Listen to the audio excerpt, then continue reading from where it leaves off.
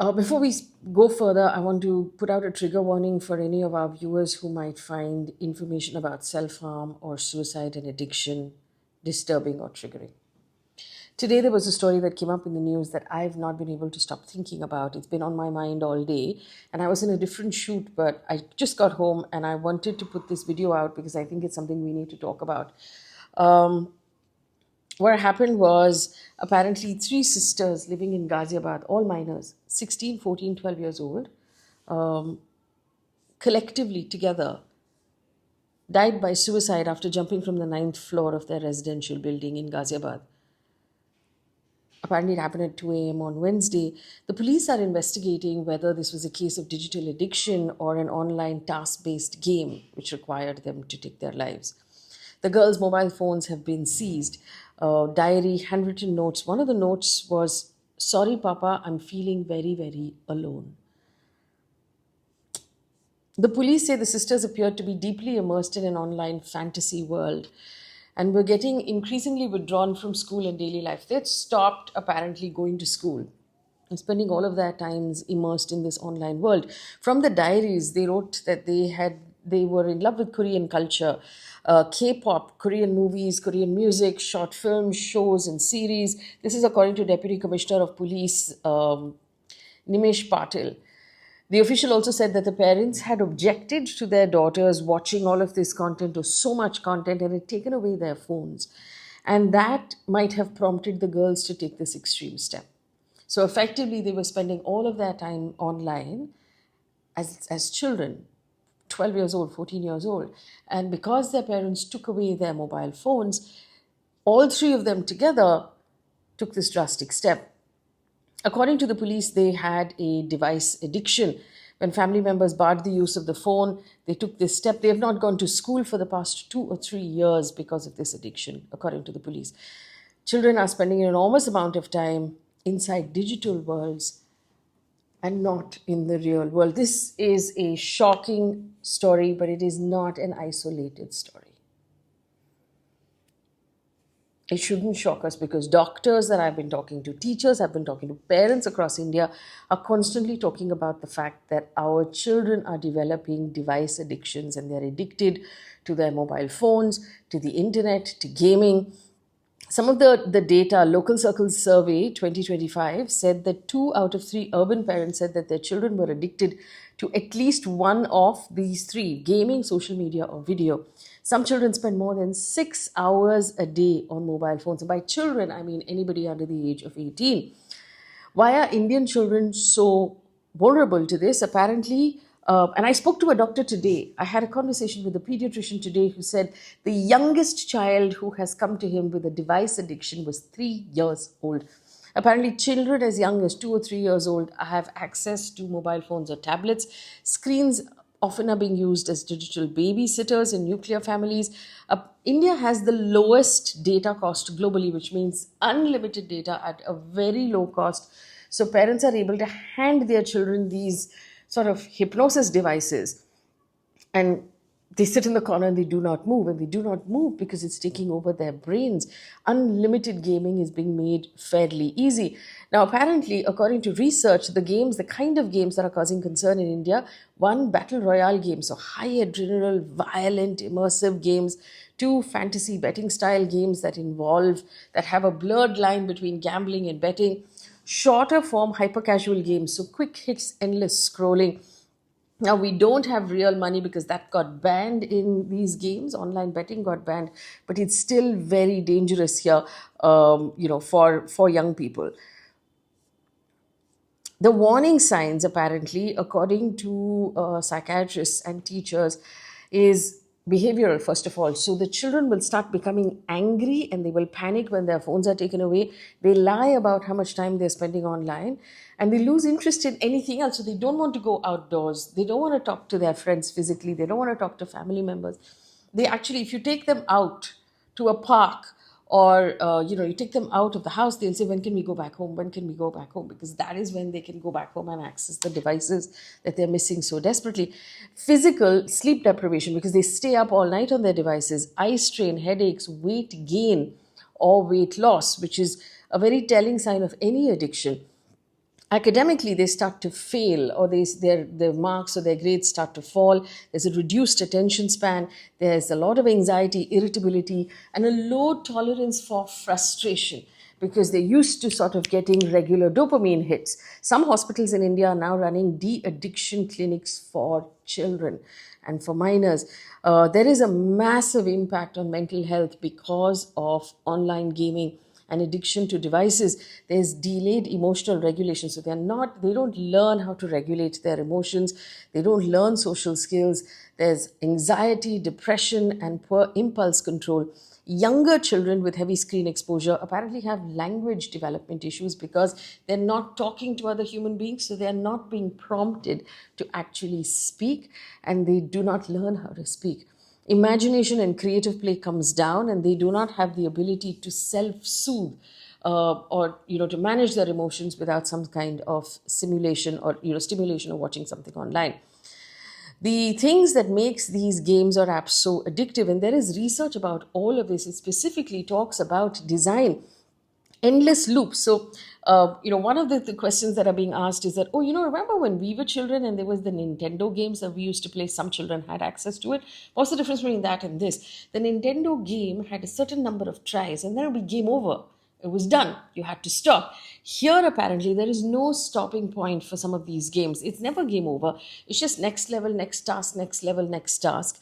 There are variable rewards, daily bonuses that you get for continuing to log in and to play, loot boxes, streaks that you get for staying online. So your brain never knows when the reward will come, so it keeps chasing. Social pressure, leaderboards, teams, clans. If you log off, you fall behind, you let other people down, you disappoint others. For adults, this is hard enough to resist. Imagine children for whom impulse control and emotional regulation is still being built. The World Health Organization has recognized gaming disorder as a mental health condition. This is not kids liking to play games like it happens downstairs when they're playing in the garden and you have to call them back in for dinner. This is about loss of control over their lives, loss of a priority of, they start preferring the virtual world over the real world. The real world is simply not exciting enough anymore, and continuing despite the harm that you know that it's already causing you. Now, why is Indian online gaming so big? The market is worth $3.8 billion right now. It's expected to grow 3x in the next 5 years, and it employs over 1.3 lakh people. Now, industry voices will automatically argue that these are games, this is not gambling. If you do a blanket ban, you will hurt innovation, because we need to innovate and we need to disrupt. And it's about job creation and tax revenue and all of those things. The industry can be legal and profitable, but it is still going to be harmful to children if left unchecked. And my argument here is simply, yes, you have a profitable industry in nicotine, in cigarettes and alcohol that is available legally in the country, but it is not sold to children. There is a clear law against it, and there needs to be a clear law in this case as well. What has India done so far as laws?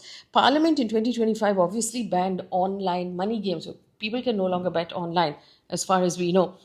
And that is a very, very good thing. But when it comes to children, there are no specific gaming regulations. There's no age verification. There's no enforceable screen time limit. There's no ban on addictive design features or games that are targeting children. There's no responsibility at all placed on the people who are making these games. It's entirely placed on the parents. In fact, the economic survey that was released by the finance ministry just before the budget actually said that this is a huge problem and there needs to be age-based platforms and digital wellness education in schools, and that was a recommendation. But we haven't really done anything about it. Other countries have. Australia has become the first country to ban social media for all children under the age of 16. France has banned social media for all under the age of 15. Can India do this? In my opinion, yes. In Andhra Pradesh, one of the ministers, Nara Lokesh, said the state is actually studying the Australian and the French bans and might even bring something of its own. The Supreme Court has repeatedly asked for stronger protections online for children. Can it be done in India? Yes. Should it be done in India? Yes. But let's also then look at the other side, because one side of this argument will say, hey, it is a parent's job to protect your child. So let's examine that as well. The comedian Samay Raina, when that whole controversy came up about his show, he basically said if young children are watching adult content online, then the parents have failed. Let's stop for a second as parents and ask that question. Is there truth in that? Perhaps partly yes. Children don't buy their own smartphones. They don't pay for their data plans. They don't design algorithms. Grown-ups do all of those things. So obviously there's a problem in the setup. There's a problem with parents as well. So as a parent, I want to point out that it's not an equal fight. You're going up against infinite content, against very persuasive design, against corporate incentives built on addiction. Plus, it's moving faster than we can actually figure out. So a lot of parents who have children within the ages of, say, 8 to 15 will tell you that their children have to show them what is going on most of the time, because we can't keep up with how fast the world is changing. And so to leave it entirely on parents is actually, I believe, inefficient. Whether it is fair or not, it's inefficient because they can't do it, especially in a country like India, where a lot of parents are not digitally educated, where they are not able to understand the games that their children are playing. They just look at it and say, "Ha, game khel raha hai." They don't know what's actually going on. There is a need for regulation to step in. We have a women and child ministry in this country for a reason, to look out for our children, even if our parents don't have the ability to do so on themselves. Now, that's a long ask I'm asking, but in the meantime, what has research told us that we can do as parents at home, that we should not be let off the hook. We should have to do this. One, delay smartphone ownership for as long as possible. Research is telling us very clearly that if you keep your child away from a smartphone all the way until the age of 16, it actually benefits them. There is no flip side argument at all. You can give them one of those feature phones to reach you if they need to reach you, but delay it as much as possible. Create non-negotiable boundaries about time and content that they're accessing online, and keep the devices out of the bedroom. In fact, I met one person who told me very interestingly that no member of that family takes their devices into their bedrooms. Whatever you want to look at, whatever you want to do with your phone, you do it in a common space, and then you leave your phones at the table and you go to your bedrooms without your devices. So do not put devices, laptops, screens, phones in the bedroom. And I know it just sounds so counterintuitive to the world that we're living in, but apparently research shows that this actually works. For smaller children, for younger children, reduce the screen dependency by sending them outside to play. It's healthier for them to move more. They're in touch with the real world. They need to actually touch mud and grass and water and air to actually develop.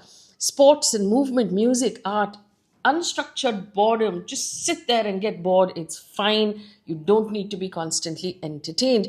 And this is the tough one, guys. This is the big one, and this is the tough one. Parental phone use strongly predicts children's behavior. Rules will work only if adults also follow them. You also have to step out. You also have to touch the grass. You also have to get off your phone for a bit. That's when your child will believe what you are saying is actually good and important. I will leave you with this, because we're living in a society right now where children spend more time inside of algorithms than they do with real people. That play is replaced by performance. That curiosity is replaced by winning constantly. Childhood curiosity is being monetized, and attention becomes the most valuable commodity on earth. When France banned social media for children, one of the things that their president, Emmanuel Macron, actually said that struck me a lot, he said, "Our children's brains are not for sale."